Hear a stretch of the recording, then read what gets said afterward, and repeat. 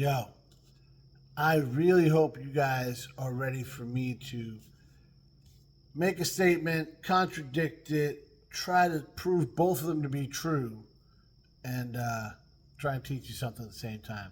Because that is exactly what's going to happen on this week's Tuesday Morning Tech Tip from Pugliese Speed Shop.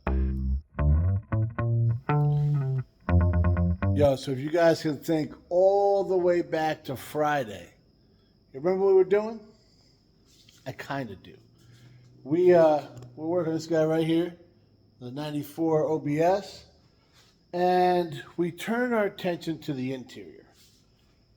We put in a stereo. We put an antenna on it too, but that's outside. You guys know that, right?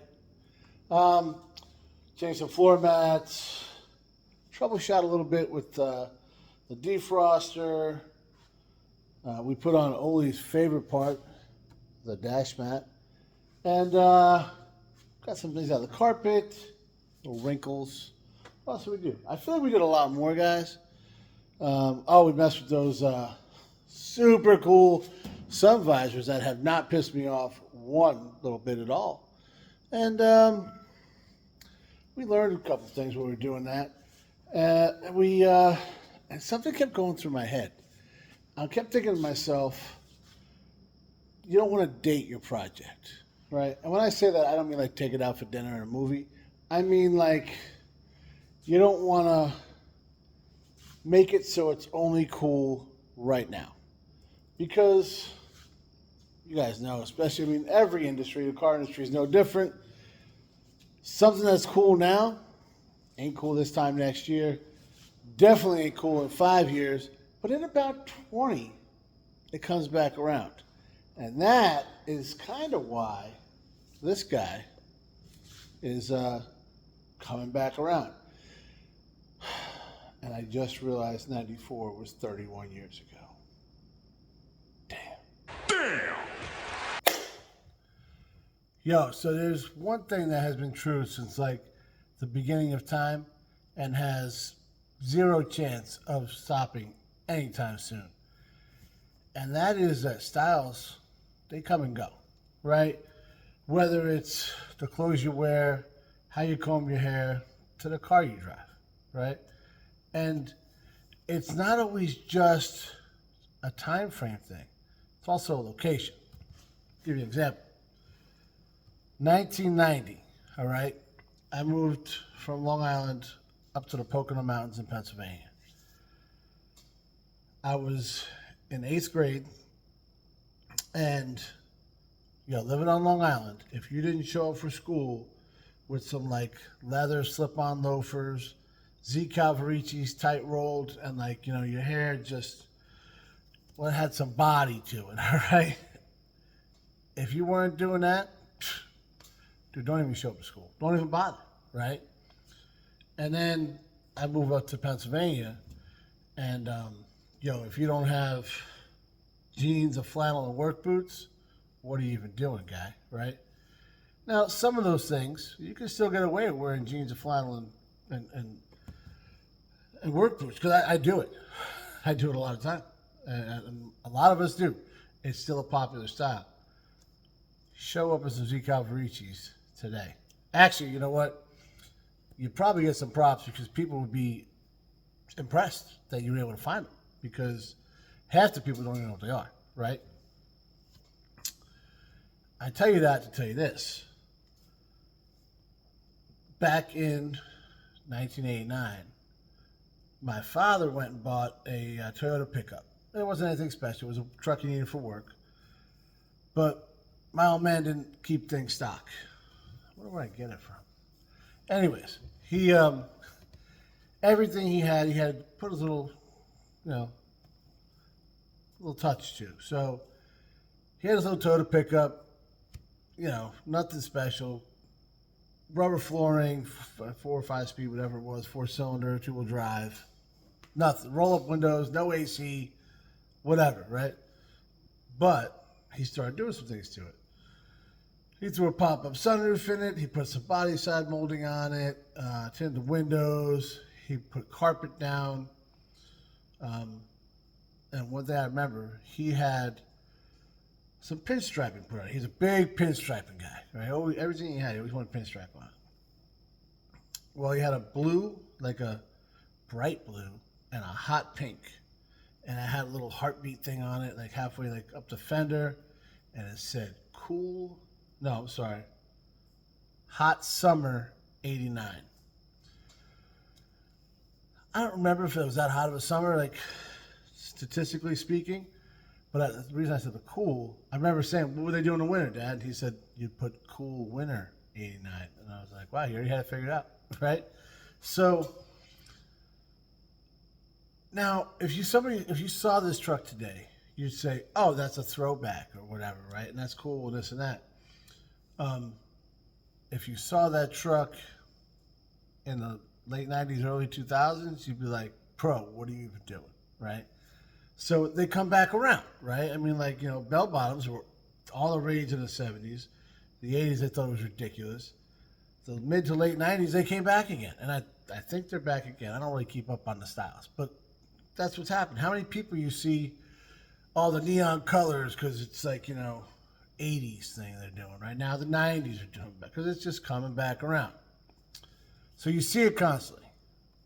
What you don't see, or what people don't talk about, is how people get it wrong. Because they weren't there. So it's like, the teenagers now are like, oh, I'm acting like I'm in the 90s, right? Whatever. And they have no idea because they weren't there. It'd be like, it's no different than I wanted to dress like I was in the 50s. I did what I saw in a movie. I don't really know what people did every day because I wasn't born back then, right? Here's an example. Sorry to put you out here like this, Joe, but I got to do it. All right? Me and my brother were talking. We similar interests, cars, motorcycles, and stuff. So we'll send pictures of what we're working on, and we'll talk about projects and whatnot. So I'm working on the OBS and putting the stereo in. Like I mentioned in the video, he's a big stereo guy. So we're going back and forth, and I found some old stereo equipment that he had left me, and it wasn't that old. He actually left it here for Andrew. And, we just kind of start talking. And then I sent him a picture of the stereo. I sent him these two pictures. I'll show you right here. All right. One, it's just there, and then one, it's opened up. And he said, if that don't scream 90s, I don't know what does. And I see why he'd say that, because that's the look I'm going for, right? But nothing could be further than the truth. I got my license in 1993. I had a pull-out tape deck. I bought it at the Kmart. I think it was a Kraco. And it sounded great, but you had to have Kenwood or Jensen or Pioneer. You can't roll with a Kraco. But I did because that's what I could afford, right? So it was a tape deck pull-out, not the whole thing come out. If you weren't walking around the high school with a stereo in your hand, people thought, you didn't know what was going on, right? So and I remember this day, my buddy Steve Cross came walking into school, and he had a Mustang. He had, I think it was an 84 4-cylinder. It was tan when he got it. We painted black. He put some gold stripes over it, some 10 holes. The thing looked like a 5-liter. Everybody thought it was, but it was a 4-cylinder, 4-speed. Got a little system in it, right? Well, he put that system in it. He come into, I think it was history class, and I'm like, Steve, you got your radio? And he went like this, inside his jacket. He pulled out a detachable, he just had a detachable face. The little case they would come in. I'm like, oh, what is that? That's some new stuff. We've never seen this shit before. What's going on, right? So he was pretty proud of himself, and rightfully so. He should have been, right? So, and it was a tape deck. That was 1994-ish, right? We didn't have these things that like this one that comes out and does all this stuff. No, that was like futuristic stuff. When I saw the detachable face, the earth stopped for a couple minutes. You know what I mean? We're still rocking tape decks. If you had a CD player, it was probably a tape that plugged into your tape deck and had a wire come down. You put a Discman, right? these are all things that 90s guys were like, oh, yeah, yeah, yeah, I remember that. But so my brother was born in 86. He don't remember the 90s. He wasn't doing this kind of stuff in the 90s, right? So it has that look the way I set this thing up, but it's not, no way, not at all. And not just by the technology inside, just by it ain't what we had. So it's like, and I've done that with a lot of things here, right? Some people might see the wheels and think it, but I mean, they're 20s. We did not have 20s in the 90s. If you had 16s, you were doing something, dude. You know what I'm saying? Really, if you had 15s, you were kind of doing all right. So it's just funny, right? That people don't realize these different little things, you know? So you look at this truck and think that's what I'm doing with it, and that's the look I'm going for. But, right? So I say you don't want to date your project because I guess with something like this, I mean, now it's not a big deal.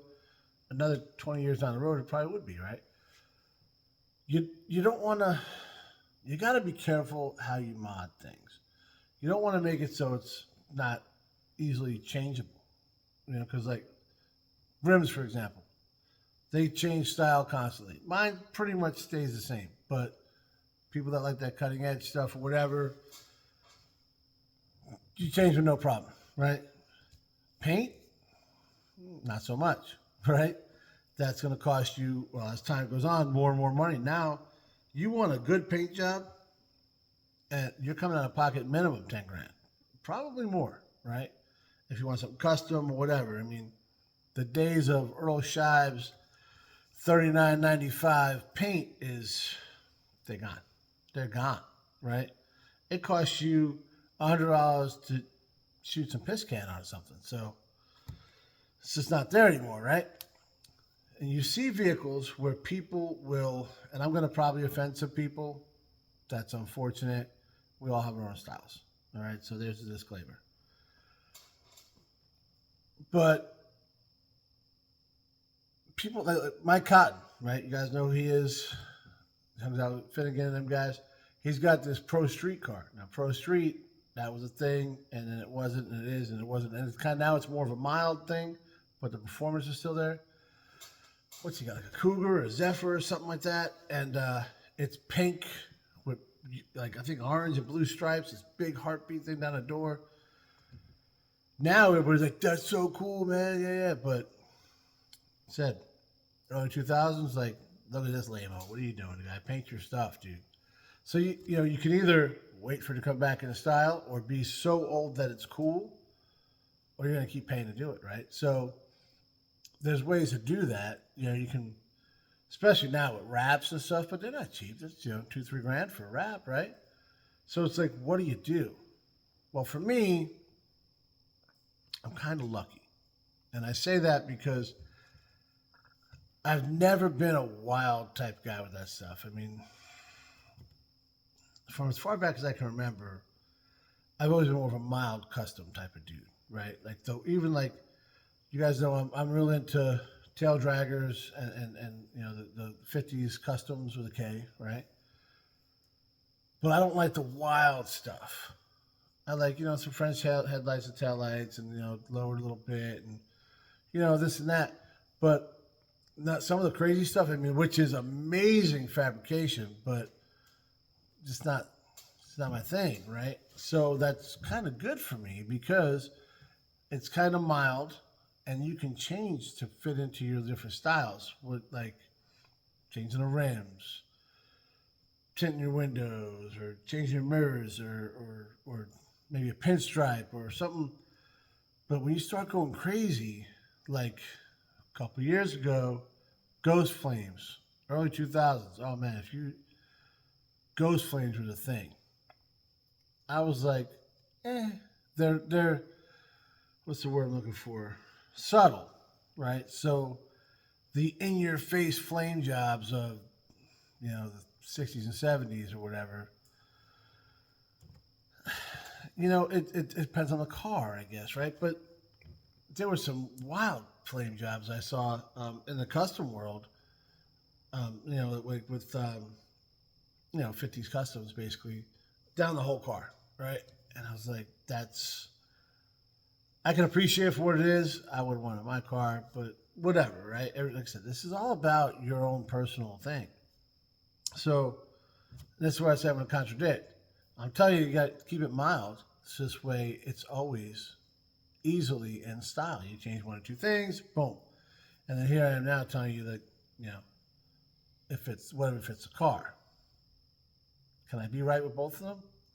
I think so, because you're always going to have that guy that thinks what he has is awesome. And that's cool. That's why he has that, right? So I see a car with ghost flames, or I don't go to a lot of car shows, you guys know. But if I do, when I see the ghost flames and I see all the crybaby dolls and all that stuff, I'm like, ugh, really? Come on, dude. It's about the car. Now I get you're trying to set a scene. And again, that's why I don't go to a lot of car shows. Not my thing. See, we keep kind of coming back to that. But you see a lot of guys. What do they do? Trying to think of things that are going on now. That'd probably be easier if I went to car shows. But like, I don't know. Where am I at? I'm trying to think of things that I've seen recently that drive me nuts. Which, that's kind of a dick thing to say, but I keep coming back to the old standbys. Ghost flames and it's just stuff that doesn't need to be there, I guess. I don't know. It's one of those things, guys. Like, I'm not a you gotta restore it back to original type of guy. Some people like that. Some people really like that. That's what you want. But I think that's kind of lame too, And then if you start doing all this other, now you're trying too hard, and it's that. Well, it's probably that Gen X in me that says, do just enough so people know you did something, and then forget about it. Act like you've been there. I guess what I'm trying to tell you is build the car you want to build. Because I'm sure people see vehicles I've built over the years and are like, just you put those wheels on that? Oh, that's original wide whites on a Cadillac or whatever it might be. And you know what? I think they look freaking awesome. So I don't care what you think. And that's the best attitude to have, I think. It's just thoughts I had as I was texting with my brother, putting this thing together. And for the record, there is nothing more 90s than a dash mat, all right? That thing, everybody who was anybody back then, I'm going to tell you, the first things you bought for your car. I remember I bought my Mustang. It was in 1990. I bought it in 98. I had a bra. I put a bra in the front of it, tinted the windows, put a 12-disc CD changer. I was kind of balling back then, guys. A dash mat, and if you were really dope, you had your name embroidered on the dash mat. That's when you knew you freaking made it, guys. I'm telling you. White leather tires on some 5-spokes. Oh, man. You know what? Out of all those things, the tinted window is about the only thing I do. I guess I had a dash mat. Because I don't know where that car is now, but I bet his dashboard is primo. Thanks for watching, guys.